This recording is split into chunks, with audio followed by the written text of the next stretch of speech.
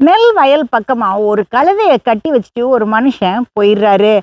ஒரு குட்டி பிசாசு வந்து அந்த கழுதைய அவுத்து விட்டுருது. இந்த கழுதை உள்ள போய் நெல்லெல்லாம் நாசம் பண்றத பார்த்து விவசாயியோட மனைவி ஒரு பெரிய கல்ல தூக்கி அந்த கழுதை மேல போடுறா. அந்த கழுதை இறந்து போயிருது. அதனால அந்த கழுதையோட உரிமையாளர் வந்து இந்த விவசாயியோட மனைவிய ரொம்ப அடிச்சிடுறாங்க. மனைவி அடிபட்டதுனால விவசாயி போய் அந்த கழுதை உரிமையாளர அடிச்சிடுறாரு. அவரு அடிபட்ட உடனே அவருடைய பிள்ளைகள்லாம் வந்து இந்த விவசாயிய அடிச்சு போட்டுறாங்க. இதை எல்லாத்தையும் பார்த்த ஒரு மனுஷன் அந்த குட்டி பிசாசு கிட்ட போய் கேட்டாரு, ஏன் இப்படிலாம் பண்ண, எவ்வளோ பெரிய கலவரம் ஆயிடுச்சு பாரு அப்படின்னு. அதுக்கு அந்த குட்டி பிசாசு சொல்லுச்சு, நான் என்ன பண்ணேன், கழுதையை மட்டும் தானே அவுத்து விட்டேன் அப்படின்ட்டு.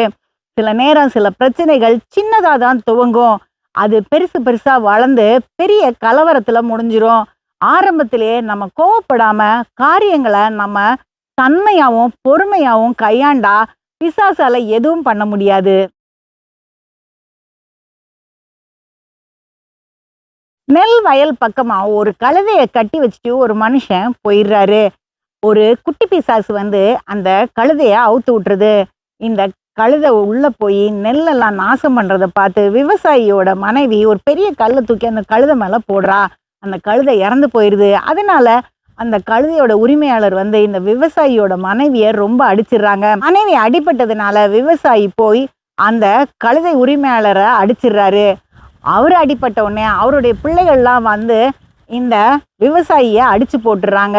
இதை எல்லாத்தையும் பார்த்த ஒரு மனுஷன் அந்த குட்டி பிசாசு கிட்ட போய் கேட்டாரு, ஏன் இப்படிலாம் பண்ண, எவ்வளோ பெரிய கலவரம் ஆயிடுச்சு பாரு அப்படின்னு. அதுக்கு அந்த குட்டி பிசாசு சொல்லுச்சு, நான் என்ன பண்ணேன், கழுதையை மட்டும் தானே அவுத்து விட்டேன் அப்படின்ட்டு. சில நேரம் சில பிரச்சனைகள் சின்னதாக தான் துவங்கும், அது பெருசு பெருசா வளர்ந்து பெரிய கலவரத்துல முடிஞ்சிரும். ஆரம்பத்திலேயே நம்ம கோவப்படாம காரியங்களை நம்ம தன்மையாவும் பொறுமையாவும் கையாண்டா பிசாசால எதுவும் பண்ண முடியாது. நெல் வயல் பக்கமா ஒரு கழுதைய கட்டி வச்சுட்டு ஒரு மனுஷன் போயிடுறாரு.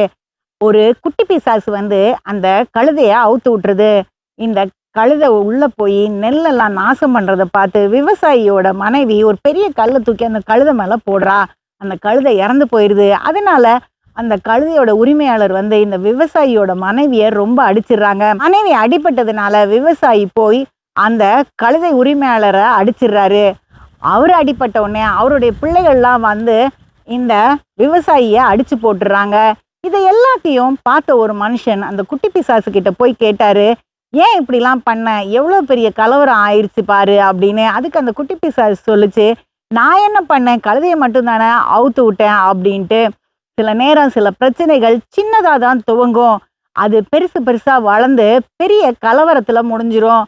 ஆரம்பத்திலேயே நம்ம கோவப்படாம காரியங்களை நம்ம தன்மையாவும் பொறுமையாவும் கையாண்டா பிசாசால எதுவும் பண்ண முடியாது.